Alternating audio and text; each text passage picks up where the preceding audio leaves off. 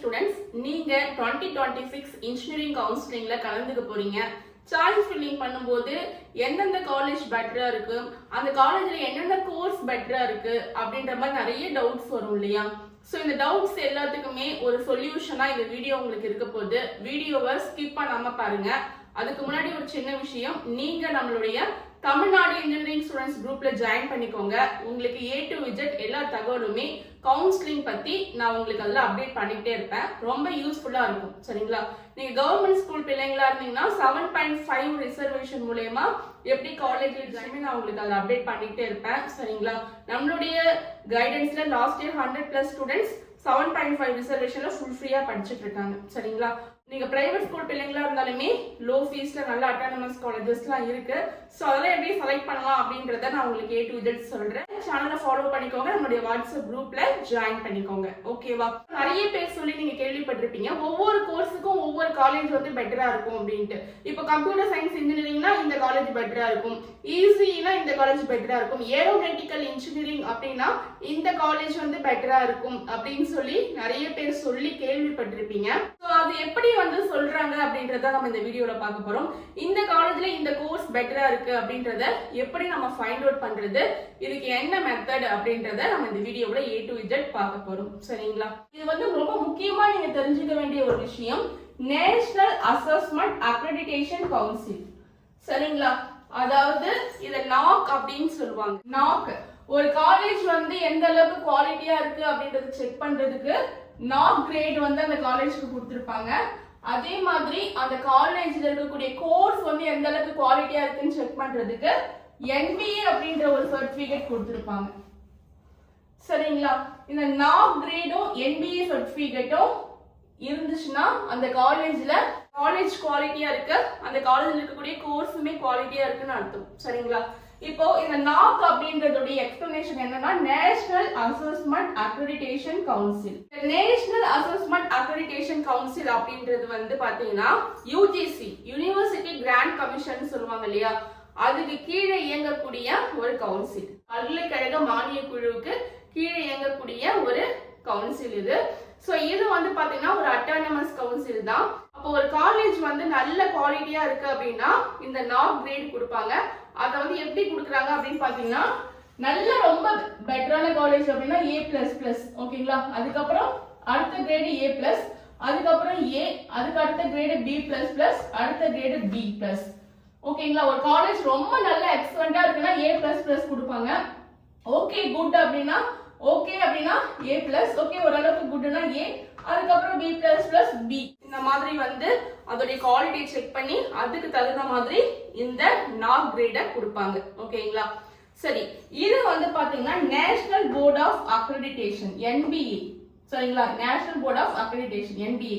இந்த NAAC அப்படின்றது overall காலேஜோட குவாலிட்டி எல்லாத்தையுமே செக் பண்ணி கொடுக்கக்கூடிய ஒரு தர சான்றிதழ். அதாவது பாத்தீங்கன்னா இன்ஃப்ரா, காலேஜோட இன்ஃப்ரா, அதுல இருக்கக்கூடிய ஃபேக்கல்டி வந்து வெரி குவாலிஃபைடா இருக்காங்களான்னு பார்ப்பாங்க. ஃபேக்கல்டி அந்த காலேஜ் வந்து நல்ல பிளேஸ்மெண்ட்டை கொடுத்துட்டு இருக்காங்களான்னு பார்ப்பாங்க. பிளேஸ்மெண்ட் ரெக்கார்டு, அப்புறம் ரிசர்ச், அந்த காலேஜ்ல ரிசர்ச் ஓரியன்டான ஒர்க்ஸ்லாம் எந்த அளவுக்கு போயிட்டு இருக்குன்னு பார்த்து அதுவுமே ரிசர்ச்சையும் செக் பண்ணி கொடுப்பாங்க. அப்புறம் லைப்ரரி, காலேஜ்ல இருக்கக்கூடிய லைப்ரரி எந்த அளவுக்கு இருக்குன்னு பார்ப்பாங்க. அதுக்கப்புறம் லேப் ஃபெசிலிட்டிஸ் பார்ப்பாங்க, ஹாஸ்டல் ஃபெசிலிட்டிஸ் பார்ப்பாங்க. சரிங்களா? சோ அப்ப இது எல்லாத்தையுமே செக் பண்ணி தான் பாத்தீங்கன்னா ஒரு காலேஜுக்கு NAAC கிரேட் கொடுப்பாங்க. சரிங்களா? இப்போ first rank, second rank, third rank அப்படின்ற மாதிரி ரொம்ப எக்ஸலண்டா இருந்தா A++, அதுக்கப்புறம் A+, அப்புறம் A, அப்புறம் B++, ஓகேங்களா? ஒரு காலேஜுக்கு A++ கொடுத்திருப்பாங்க, இன்னொரு காலேஜுக்கு A+ கொடுத்திருப்பாங்க, அடுத்த ஒரு காலேஜுக்கு A கொடுத்திருப்பாங்க. சோ இந்த மாதிரி காலேஜோட குவாலிட்டியை செக் பண்ணி அதுக்கு தகுந்த மாதிரி கிரேடு கொடுப்பாங்க. இதுலயே ஃபர்ஸ்ட் எக்ஸலண்டா இருக்கக்கூடிய கிரேடுன்னு பாத்தீங்கன்னா A++, ஓகேங்களா? A+ இருந்தாலே ஓரளவுக்கு காலேஜ் ஸ்டாண்டர்டா இருக்கு அப்படின்னு தான் அர்த்தம். சரிங்களா? சோ இதுதான் வந்து பாத்தீங்கன்னா NAAC கிரேடு. அடுத்து NBA சர்டிபிகேட் வந்து பாத்தீங்கன்னா இந்த மாதிரி ஓவரால் காலேஜோட குவாலிட்டியை செக் பண்ணி கொடுக்கக்கூடிய சர்டிபிகேட் கிடையாது. NBA அப்படின்றது அந்த காலேஜ்ல இருக்கக்கூடிய பர்டிகுலர் கோர்ஸை மட்டும் செக் பண்ணி கொடுக்கக்கூடிய ஒரு தர சான்றிதழ். ஓகேங்களா? அதுதான் நேஷனல் போர்ட் ஆஃப் அக்ரெடிடேஷன் அப்படின்னு சொல்றோம், NBA. இப்போ ஒரு காலேஜ்ல வந்து CSE இருக்கு, ECE இருக்கு, மெக்கானிக்கல் இன்ஜினியரிங் இருக்கு அப்படின்னா அந்த காலேஜ்ல இருக்கக்கூடிய CSEக்கு நேஷனல் போர்ட் ஆஃப் அக்ரெடிடேஷன் அதாவது NBA சர்டிபிகேட் கொடுத்திருப்பாங்க. ECEக்கு கொடுத்திருக்க மாட்டாங்க. இதே மெக்கானிக்கல் இன்ஜினியரிங்க்கு கொடுத்திருப்பாங்க. சரிங்களா? என்ன காரணம்னா அந்த காலேஜ்ல இருக்கக்கூடிய CSE computer science engineering course வந்து நல்லா சிறப்பா செயல்படுதுன்னு அர்த்தம். ECE அந்த அளவுக்கு இல்லைன்னு அர்த்தம். அதனால இதுக்கு கொடுத்திருக்க மாட்டாங்க. மெக்கானிக்கல் இன்ஜினியரிங்கும் பாத்தீங்கன்னா நல்லா சிறப்பா செயல்படுதுன்னு அர்த்தம். சரிங்களா? காலேஜ் வந்து NAAC A++ கிரேட் வாங்கியிருந்தாலும் கூட எல்லா கோர்ஸுக்குமே NBA சர்டிபிகேட் வாங்கியிருக்க முடியாது. சரிங்களா? ஒரு சில காலேஜஸ்ல எல்லா கோர்ஸுமே NBA சர்டிபிகேட் வாங்கியிருக்கலாம். ஆனா வந்து சில காலேஜஸ்ல ஒரு சில கோர்ஸுக்கு மட்டும்தான் NBA சர்டிபிகேட் கொடுத்திருப்பாங்க.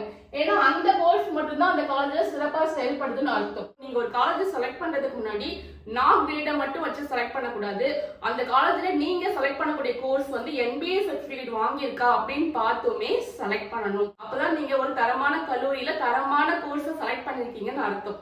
சரிங்களா? நேஷனல் அசஸ்மெண்ட் அக்ரெடிடேஷன் கவுன்சிலுக்கும் நேஷனல் போர்ட் ஆஃப் அக்ரெடிடேஷனுக்கும் இருக்கக்கூடிய டிஃபரன்ஸ் ஓகேங்களா? இப்போ உங்களுக்கு இது ரெண்டுமே வந்து புரிஞ்சிருக்கும். ஸோ நாங்க வந்து எப்படி கண்டுபிடிக்கிறது ஒரு காலேஜ் வந்து NAAC கிரேட் வாங்கியிருக்காங்களா NBA சர்டிபிகேட் வாங்கியிருக்காங்களா அதுல இருக்கக்கூடிய கோர்ஸுக்கு அப்படின்னு சொல்லி எப்படி கண்டுபிடிக்கிறது அப்படின்னா நேற்று நான் வீடியோல சொன்ன மாதிரி புக்லெட் அப்படின்னு ஒன்று கொடுப்பாங்க. உங்களுக்கு வந்து கவுன்சிலிங் அட்டென்ட் பண்றதுக்கு 1 வீக்குக்கு முன்னாடி இந்த புக்லெட்டை உங்களுக்கு ரிலீஸ் பண்ணுவாங்க. சரிங்களா? உங்களுடைய வெப்சைட்ல போய் நீங்க டவுன்லோட் பண்ணிக்கலாம். அது வந்து ஒரு பெரிய PDF-ஆ இருக்கும். அதுல கவுன்சிலிங்ல கலந்துக்கக்கூடிய 466 காலேஜஸ்மே அதுல இருக்கும். அண்ட் அதுல இருக்கக்கூடிய காலேஜஸ் வந்து எந்த லொகேஷன்ல இருக்கு, அந்த அட்டானமஸா நான் அட்டானமஸா NAAC கிரேட் வாங்கியிருக்காங்களா, NAACல என்ன கிரேட் வாங்கியிருக்காங்க, அதுல NBA சர்டிபிகேட் வாங்கியிருக்காங்களா, எல்லாமே அந்த புக்லெட்ல இருக்கும். அதனால நீங்க கவலைப்பட தேவையில்ல. அதை பார்த்து நீங்க தெரிஞ்சுக்கலாம். சரிங்களா? சோ இதெல்லாமே பார்த்து தான் நீங்க வந்து காலேஜ் சூஸ் பண்ணணும். அதை விட்டுட்டு ஒரே ஒரு காலேஜ்ல போயிட்டு முன்னாடியே பணத்தை கட்டி புக் பண்றது கிடையாது. சரிங்களா? எல்லாருமே சொல்றாங்க அந்த காலேஜ்ல போய் என் ஃப்ரெண்ட்ஸ் எல்லாம் போய் கேஷ் கட்டி புக் பண்ணிட்டாங்க, அதான் நானும் போய் கேஷ் கட்டி புக் பண்றேன் அப்படின்னு பண்றதை விட இந்த மாதிரி நிறைய விஷயங்கள்லாம் தெரிஞ்சுக்கிட்டு போய் ஒரு காலேஜை நீங்க கவுன்சிலிங் மூலமா செலக்ட் பண்ணி போனீங்கன்னா நல்ல ஃபியூச்சர் உங்களுக்கு இருக்கும். சரிங்களா? இப்போ ஒரே காலேஜை போய் நீங்க சூஸ் பண்ணி அந்த காலேஜ்ல போய் பேமெண்ட் கட்டிட்டீங்க அப்படின்னா அந்த காலேஜ்ல இருக்கவங்க உங்களுடைய இமெயில் ஐடியும் பாஸ்வேர்டையும் வாங்கி வச்சுக்கிட்டு அவங்க தான் கவுன்சிலிங் போடுவாங்க, சாய்ஸ் ஃபில்லிங் போடுவாங்க. அப்படி போடும்போது அவங்க காலேஜஸ் மட்டும் தான் போடுவாங்க, அவங்க காலேஜ்ல இருக்கக்கூடிய கோர்ஸ் மட்டும் தான் போடுவாங்க. சரிங்களா? போடக்கூடிய பட்சத்துல இப்போ உங்களுக்கு வந்து கம்ப்யூட்டர் சயின்ஸ் இன்ஜினியரிங் தான் படிக்கணும்னு ரொம்ப ஆசை அப்படின்னா அவங்க எல்லா கோர்ஸுமே போட்டிருப்பாங்க, அந்த காலேஜ்ல இருக்கக்கூடிய எல்லா கோர்ஸுமே போட்டிருப்பாங்க. மெக்கானிக்கல் இன்ஜினியரிங் கூட கிடைக்க வாய்ப்பு இருக்கு. சரிங்களா? உங்களுக்கு வந்து அவங்க போட்டிருக்கக்கூடிய கோர்ஸ்ல மெக்கானிக்கல் இன்ஜினியரிங் கூட கிடைக்கிறதுக்கு வாய்ப்பு இருக்கு. ஏன்னா அவங்க காலேஜ்ல இருக்கக்கூடிய எல்லா கோர்ஸுமே போட்டிருப்பாங்க. அப்போ உங்களுக்கு வந்து அந்த காலேஜ்ல கம்ப்யூட்டர் சயின்ஸ் இன்ஜினியரிங் தான் கிடைக்கணும்னு அவசியம் இல்ல, மெக்கானிக்கல் இன்ஜினியரிங் கூட கிடைக்கலாம். சோ நீங்க போயிட்டு எனக்கு மெக்கானிக்கல் இன்ஜினியரிங் வேணாம், கம்ப்யூட்டர் சயின்ஸ் இன்ஜினியரிங் தான் வேணும் அப்படின்னு மாத்தி கொடுங்க அப்படின்னு சொல்லி கேட்டீங்கன்னா அதுக்கு பேரு மேனேஜ்மெண்ட் அட்மிஷன் தான் தவிர கவர்மெண்ட் கோட்டாவில் அது வராது. சரிங்களா? உங்களுக்கு வந்து பாத்தீங்கன்னா எந்த விதமான ஸ்காலர்ஷிப்பும் கிடைக்காது. ஓகேங்களா? ஃபர்ஸ்ட் கிராஜுவேட் ஸ்காலர்ஷிப் கிடைக்காது. அண்ட் வந்து MBC BC கம்யூனிட்டியா இருந்தீங்கன்னா உங்களுக்கு கம்யூனிட்டி ஸ்காலர்ஷிப் கிடைக்காது. ஓகேங்களா? அதுக்கப்புறம் சென்ட்ரல் கவர்மெண்ட் ஸ்காலர்ஷிப்லாம் நிறைய சொல்லியிருந்தேன் இல்லையா, அது எதுவுமே கிடைக்காது. அதுக்கப்புறம் வந்து பாத்தீங்கன்னா உங்களுக்கு முக்கியமா உங்களுக்கு பணம் கட்டுறதுக்கு வசதி இல்லை, லோன் போட்டு தான் படிக்கணும் அப்படின்னா கவர்மெண்ட் லோன் கண்டிப்பா கிடைக்கவே கிடைக்காது. சரிங்களா? எந்த பேங்க்ல இருந்து உங்களுக்கு லோன் கொடுக்கவே மாட்டாங்க. லாஸ்ட் இயர் மேனேஜ்மெண்ட் அட்மிஷன்ல போன பசங்க லோன் கிடைக்காம ரொம்பவே கஷ்டப்பட்டிருக்காங்க. ஓகேவா? அதனால இவ்வளவு விஷயங்கள் இருக்கு. அப்போ நீங்க ஓகே அந்த காலத்துல எந்த கோர்ஸ் கிடைச்சா நம்ம வந்து கோர்ஸ் மாத்திக்கலாம் அப்படின்னு நீங்க நினைக்கலாம். அப்படி மாத்தும் போது அது வந்து மேனேஜ்மெண்ட் அட்மிஷனா தான் வருமே தவிர கவர்மெண்ட் கோட்டாவா அது வராது. ஓகேங்களா? அதுக்கு என்னதான் மேடம் பண்றது அப்படின்னா ஒரே காலேஜ்ல போய் புக் பண்ணாதீங்க. உங்களுக்கு கம்ப்யூட்டர் சயின்ஸ் இன்ஜினியரிங் தான் வேணும் அப்படின்னா இருக்கக்கூடிய எல்லா காலேஜ்ல இருக்கக்கூடிய கம்ப்யூட்டர் சயின்ஸ் இன்ஜினியரிங் கோர்ஸும் போட்டு விடுங்க. இப்போ ஃபார் எக்ஸாம்பிள் சொல்றேன், ஏஆர்னு ஒரு காலேஜ்ல நீங்க சிஎஸ்சி கோர்ஸ் கொடுத்துருக்கீங்க அப்படின்னா சாய்ஸ் சொல்றீங்களா இந்த காலேஜ் உங்களுக்கு கிடைச்சாதான் போச்சு, இல்ல அப்படின்னா உங்களுக்கு காலேஜே கிடைக்காது. சரிங்களா? இதுவே நீங்க செகண்ட் ஆப்ஷனா எம்ஆர்னு ஒரு காலேஜ் கொடுத்துருக்கீங்க, அதுல சிஎஸ்சி கோர்ஸ் கொடுத்துருக்கீங்க. தேர்ட் ஆப்ஷனா எக்ஸ்ஒய்னு ஒரு காலேஜ் கொடுத்துருக்கீங்க, அதுல சிஎஸ்சி கோர்ஸ் கொடுத்துருக்கீங்க. இது எக்ஸாம்பிளுக்காக சொல்றேன், இந்த மாதிரி எல்லாம் பேரே காலேஜ் இல்ல, சும்மா எக்ஸாம்பிளுக்காக சொல்றேன். சரிங்களா? அட் எக்ஸ்ஒய்னு ஒரு காலேஜ் கொடுத்துருக்கீங்க, அதுல இருக்கக்கூடிய சிஎஸ்சி கோர்ஸ் கொடுத்துருக்கீங்க. ஓகேங்களா?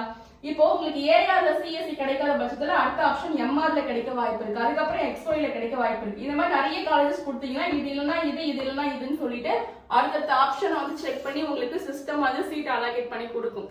சரிங்களா? அதை விட்டுட்டு ஒரே காலேஜ்ல போய் புக் ஆயிட்டீங்க அப்படின்னா உங்களுக்கு வந்து அந்த காலேஜ் கிடைச்சா போச்சு, இல்லைன்னா இல்லை. அப்படி இல்லைன்னா அந்த காலேஜ்லயே உங்களுக்கு எதுவுமே பிடிக்காத ஏதாவது ஒரு கோர்ஸ் தான் கொடுப்பாங்க. சரிங்களா? ஏதாவது உங்களுக்கே பிடிக்காத ஏதாவது ஒரு கோர்ஸ் கிடைக்கிறதுக்குமே வாய்ப்பு இருக்கு. உங்களுக்கு பிடிச்ச கோர்ஸை நீங்க செலக்ட் பண்ணணும் அப்படின்னா எல்லா காலேஜஸுமே நிறைய காலேஜஸ் சாய்ஸ் ஃபில்லிங்ல கொடுக்கணும். அதுதான் வந்து சேஃப். ஓகேங்களா? ஸோ இப்படிதான் நீங்க சாய்ஸ் ஃபில்லிங் கொடுக்கணும். அப்பதான் உங்களுக்கு வந்து உங்களுக்கு பிடிச்ச கோர்ஸ் வந்து கிடைக்கும். நீங்க நல்ல டாப் காலேஜஸ்லாம் வந்து பாத்தீங்கன்னா ஃபர்ஸ்ட் சாய்ஸ் ஃபில்லிங்ல வச்சுட்டு அதுக்கப்புறம் மீடியமான காலேஜ், அதுக்கப்புறம் லோ லெவல் காலேஜ், இந்த மாதிரி வரிசையில தான் சாய்ஸ் ஃபில்லிங் வைக்கணும். சரிங்களா? இப்ப நீங்க ஒரு ஏஆர் ஒரு காலேஜ் வச்சிருக்கீங்க இல்லையா, இந்த காலேஜ் தான் உங்களுக்கு செலக்ட் பண்ணி கொடுக்கலாமான்னு பார்க்கும். இது உங்களுக்கு கொடுக்க முடியாத பட்சத்துல தான் அடுத்த ஆப்ஷன் வரும், இது கொடுக்க முடியாத பட்சத்துல தான் அடுத்த ஆப்ஷன் வரும். சரிங்களா? சோ இந்த மாதிரி தான் சிஸ்டம் வந்து உங்களுக்கு சீட் அலோகேட் பண்ணும். அதனால ரொம்ப பிடிச்ச காலேஜ் தான் ஃபர்ஸ்ட் ஆப்ஷனா வைக்கணும். அது இல்லைன்னா இதுன்ற காலேஜ் செகண்ட் ஆப்ஷனா வைக்கணும். சரிங்களா? இப்படி வச்சா மட்டும்தான் ஒரு நல்ல காலேஜா உங்களுக்கு பிடிச்ச காலேஜை நீங்க சாய்ஸ் ஃபில்லிங்ல சூஸ் பண்ணி எடுக்க முடியும். ஓகேங்களா? இப்போ உங்களுக்கு புரிஞ்சிருக்கும்னு நினைக்கிறேன். அப்போ ஒரு காலேஜ்ல நீங்க ஜாயின் பண்றதுக்கு முன்னாடி அந்த காலேஜ்ல இருக்கக்கூடிய கோர்ஸ் வந்து நீங்க போட்டிருக்கக்கூடிய கோர்ஸ் வந்து NBA சர்டிபிகேட் வாங்கியிருக்காங்களா, அது நாக்ல என்ன கிரேட்ல இருக்காங்க, நாக்ல என்ன கிரேட் வாங்கியிருக்காங்க, A++ வாங்கியிருக்காங்களா, A வாங்கியிருக்காங்களா, இல்ல B வாங்கியிருக்காங்களா, B++ வாங்கியிருக்காங்களா, இது எல்லாமே நீங்க தெரிஞ்சுக்கிட்டு தான் காலேஜ் சூஸ் பண்ணணும். சரிங்களா? வீடியோ யூஸ்ஃபுல்லா இருந்தா மறக்காம சப்ஸ்கிரைப் பண்ணுங்க. நீங்க லைக் பண்றது மூலமா அந்த வீடியோவை எல்லா மாணவர்களுக்கும் கொண்டு போய் சேர்க்கலாம். சரிங்களா? நீங்க எனக்கு ஏதாவது ஹெல்ப் பண்ணணும்னு நினைச்சீங்கன்னா வீடியோ லைக் பண்ணுங்க. ஏன்னா நீங்க லைக் பண்றது மூலமா இந்த யூடியூப் அல்காரிதம் என்ன பண்ணும்னா எல்லா மாணவர்களுக்கும் கொண்டு போய் சேர்க்கறதுக்கு முயற்சி பண்ணுங்க. அதுதான். ஓகேங்களா? நம்மளுடைய தமிழ்நாடு இன்ஜினியரிங் ஸ்டூடெண்ட்ஸ் குரூப்ல ஜாயின் பண்ணிக்கோங்க. Okay, bye. மீண்டும் அடுத்த ஒரு வீடியோவோட நான் உங்களை சந்திக்கிறேன்.